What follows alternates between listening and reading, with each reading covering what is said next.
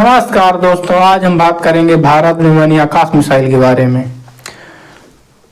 आकाश missile को भारत द्वारा निर्मित किया गया है। भारत में मिसाइल और दूसरे जो रक्षा के हथियार हैं, ये सारे हथियार डीआरडीओ द्वारा बनाया जाता है। ये मिसाइल सतह से हवा में मार करने में सक्षम। ये एक माध्यम दूरी की मिसाइल है दोस्तों। ये आकाश मिसाइल किसी फाइटर जेट को 30 किलोमीटर दूर व 18,000 मीटर की ऊंचाई पर मार गिराने में सक्षम है। हाल ही में आकाश मिसाइल ने 360 डिग्री यानी चारों दिशाओं में टारगेट को नष्ट किया है। ये नया रिकॉर्ड बनाया है आकाश मिसाइल ने। भारत में आकाश मिसाइल अन्य हथियार को आर्मेनिया को बेच रहा है। क्यों, आइए जानते हैं। भारत आर्मेनिया को आकाश मिसाइल इसलिए बेच रहा है क्योंकि भारत का रणनीतिक ये भागीदार है देश। आर्मेनिया अभी ये हथियार बनाने में सक्षम नहीं है, इसलिए भारत से मांग कर रहा है। अगला पॉइंट ये है कि आर्मेनिया भारत से मिसाइल, ड्रोन, पिनाका, रॉकेट इसलिए खरीद रहा है क्योंकि वे अजरबैजान के साथ नागोर्नो काराबाख को लेकर एक दूसरे से आपस में युद्ध कर रहे हैं।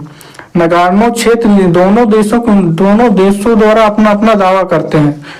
आर्मेनिया भारत से हथियार खरीद कर भारत से विश्व स्तर पर सहयोग चाहता है।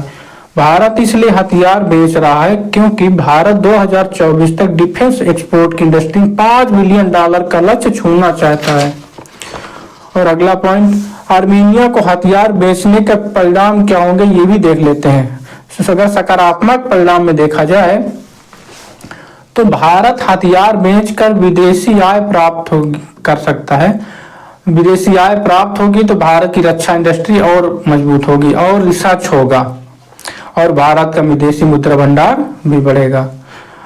भारत अपना रक्षा क्षमता को विश्व में दिखाना चाहता है। भारत अब आयात की बजाय निर्यात करने में सक्षम है। भारत अब कमजोर नहीं है पहले जैसा। अगला देखते हैं पॉइंट क्या है। पाकिस्तान और तुर्की कश्मीर को लेकर भारत के खिलाफ बोलते रहते हैं और ये दोनों देश अजरबैजान का सहयोग और समर्थन करते हैं। तो भारत भी आर्मेनिया का सहयोग करके दोनों देशों को काउंटर करना चाहता है क्योंकि विश्व में एक कहावत है, दुश्मन का दुश्मन अपना दोस्त होता है। भारत के इस क्षेत्र में प्रवेश करने से टर्की जैसे देशों पर दबाव पड़ेगा। अगला पॉइंट देखते हैं दोस्तों। आर्मेनिया के सहयोग से भारत सॉफ्ट व हार्ड पावर दोनों बढ़ाना चाहता है। अगला पॉइंट देखते हैं। भारत विश्व स्तर पर अपनी साख मजबूत करना चाहता है। जैसे भारत यूएनओ में स्थायी सदस्य बनना चाहता है और आर्मेनिया विश्व स्तर पर भारत का सहयोग कर सकता है इस क्षेत्र में। अगला पॉइंट देखते हैं दोस्तों। भारत की रक्षा इंडस्ट्री मजबूत होगी इससे क्योंकि भारत को रक्षा क्षेत्र के लिए अधिक पैसा मिलेगा।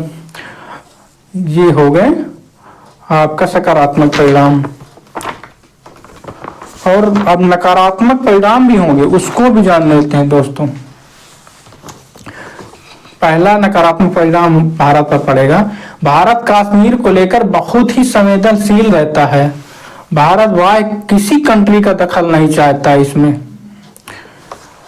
और यदि भारत आर्मेनिया का सहयोग करता है तो तुर्की, अजरबैजान, पाकिस्तान का ये लोग कश्मीर को लेकर नकारात्मक टिप्पणी करेंगे और पहले से ज्यादा संवेदनशील हो जाएंगे और जोर तोड़ से विरोध कर सकते हैं। अगला पॉइंट देखते हैं क्या नकारात्मक परिणाम हो सकता है इससे। भारत यूएनओ में स्थायी सदस्य बनना चाहता है। पाकिस्तान, तुर्की, अजरबैजान इसका अधिक विरोध वहां कर सकते हैं जिससे भारत विश्व मंच में नुकसान उठाना होगा। अजरबैजान और तुर्की कश्मीर में अस्थिरता फैलाने के लिए पाकिस्तान को हथियार दे सकते हैं और भारत इसको बर्दाश्त नहीं करेगा। भारत की पहचान एक वसुधैव कुटुंब और बुद्ध के देश के शांति के रूप में रही है। यदि भारत के हथियार निर्दोष लोगों की जान लेते हैं तो भारत की नीति के खिलाफ होगा। अगला नुकसान ये होगा, आर्मेनिया के अधिकतर लोग ईसाई हैं, वही अजरबैजान के अधिकतर लोग मुस्लिम हैं। इस कारण ओआईसी जो मुस्लिम देशों का संगठन है वो भारत के खिलाफ हो सकता है और अधिक विरोध कर सकता है। भारत को, अच्छा ये हो गया सकारात्मक और नकारात्मक परिणाम। अब भारत को क्या करना चाहिए आइए देखते हैं। भारत हथियारों को बेचे, लेकिन भारत युद्ध का समर्थन न करे, किसी हिंसा का समर्थन न करे, बल्कि भारत की नीति शांतिपूर्ण मध्यस्थता कराने की होनी चाहिए। वैसे चुके हैं ये